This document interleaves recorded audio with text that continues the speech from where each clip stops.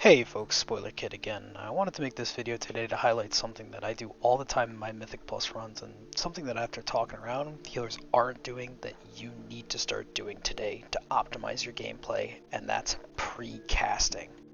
We're going to look at two examples of this from a Priory 14 I ran yesterday. Now the main things I want to highlight here are cooldown usage and casting timings, and making sure to line up our heals with the cast of these deadly AoE abilities the best we can.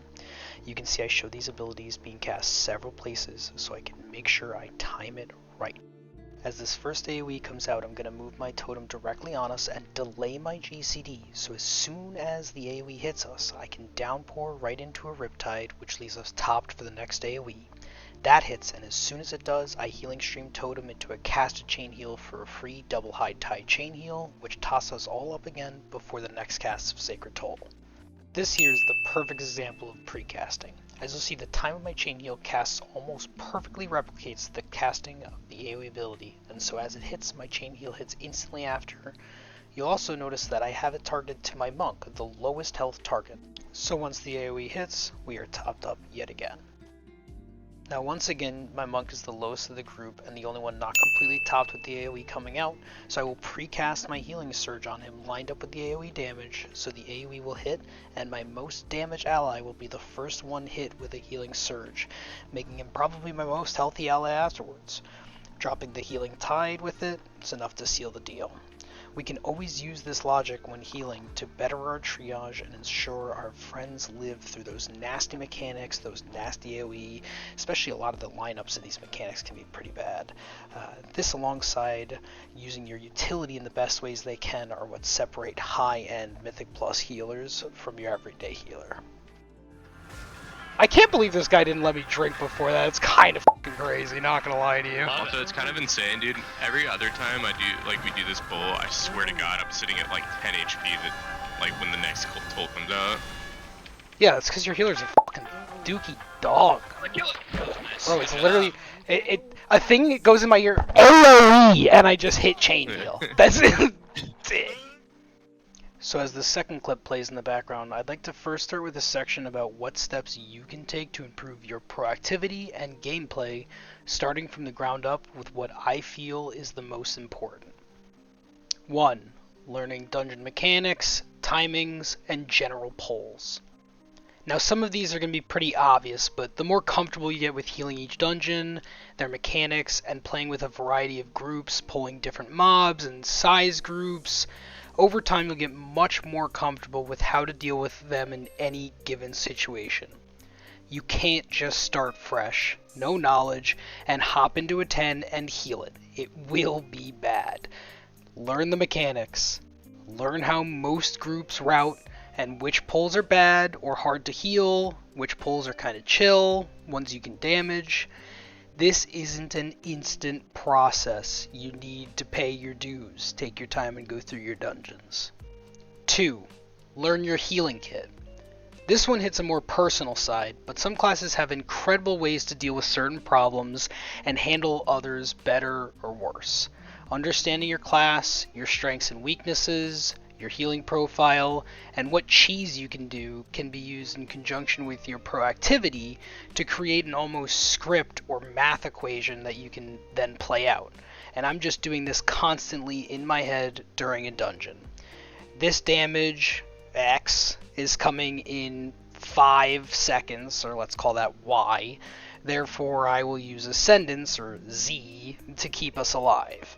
As you continue to learn and understand the limits of your class, this equation will allow us to not overcommit our cooldowns, stay focused, recognize when we are in danger and need outside assistance, whether that's something like an AMZ or personals, and allow us to then, at its most advanced, let us weave in the damage in between those events of damage, because we know the equation backs it, if that makes sense.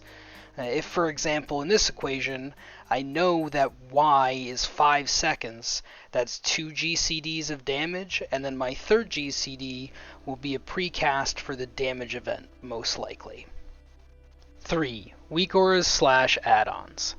I'm not going to delve too deep into this one, I've talked about it before, but having some way of seeing when casts are coming out, as well as something to see when abilities are being cast at us or our teammates is so important. In the clip in the background, for example, you can see our friends targeted by the purification is extremely obvious to us as the healer. In this instance, it's me being targeted right now. We can use this information to pump healing to them as soon as possible. Getting these and learning to recognize them is important. However, as a note, you can get bogged down by these quickly. You don't need anything crazy, just things to show us the important information that we need. 4. Learn your allies' abilities and track them. This one I'm also going to glaze over a little bit, as it's talked about a lot, and generally I actually don't think this is really important until you get into higher keys, and even then I only recently started tracking cooldowns. Before that I just had an indication on my frames when someone had used an ability. Something you can see in my frames still to this day. On our note here you can see quite a few defensives on the left side of those frames.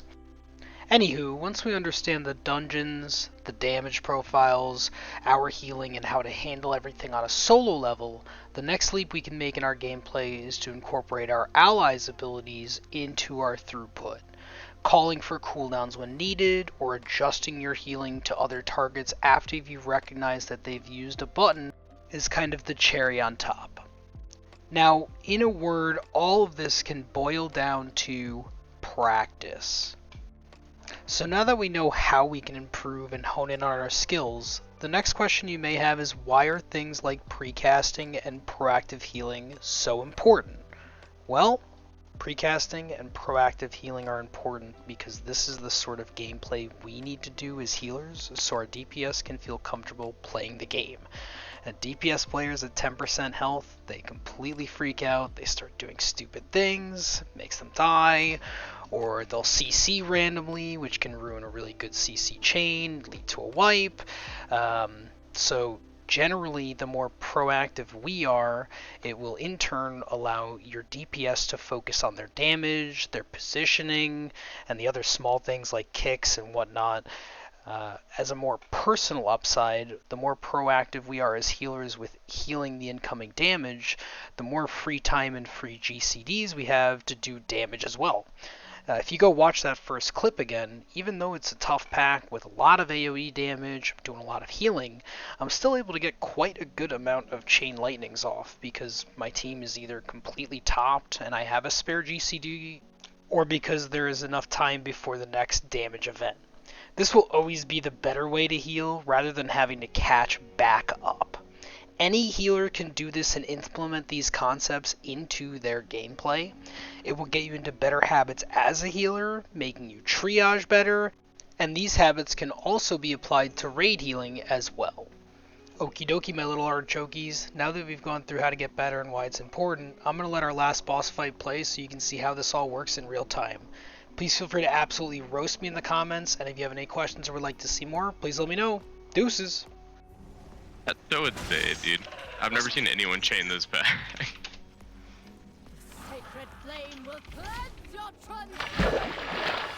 This guy's something else. Watch your step.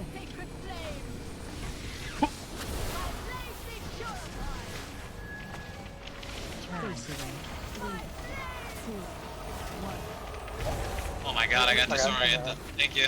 Yeah. Watch your step. Sorry, I got GCD'd on it.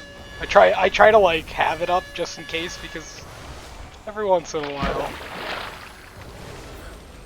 Just straight up forgot. Mm-hmm. Exactly. That's every once in a while. Any base awares? AoE incoming. Your toesies. Watch your step. Just kinda ass on melee. Yeah. Melee ain't great for this yet. I mean, like it hasn't gone on me once, so I don't know. 3, 2, 1. AoE incoming. Watch your step.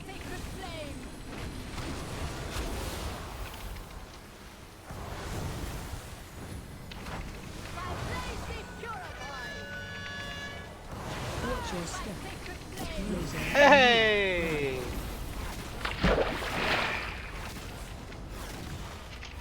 AOE incoming. Face away. 3, 2, 1. Watch your step. Oh, I gotta remember. I'm gonna send for this. This one's the bad one, huh?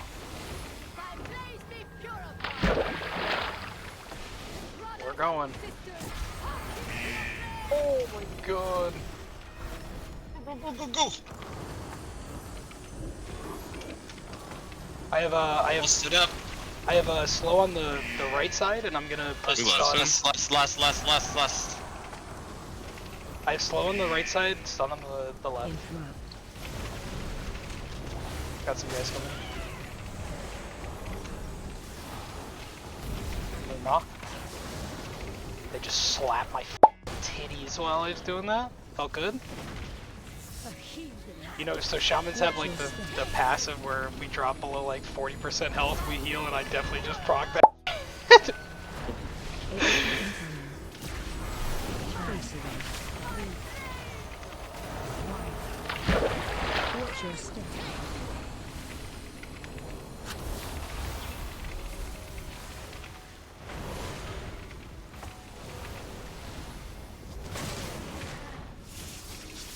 Watch your step.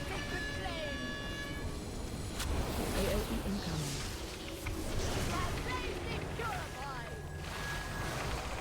Something in timing. 2, 1. Watch your step.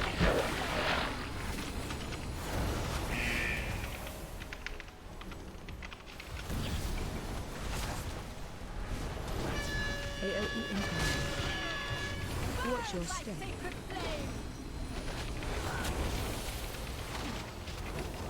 Face away. 3, 2, 1.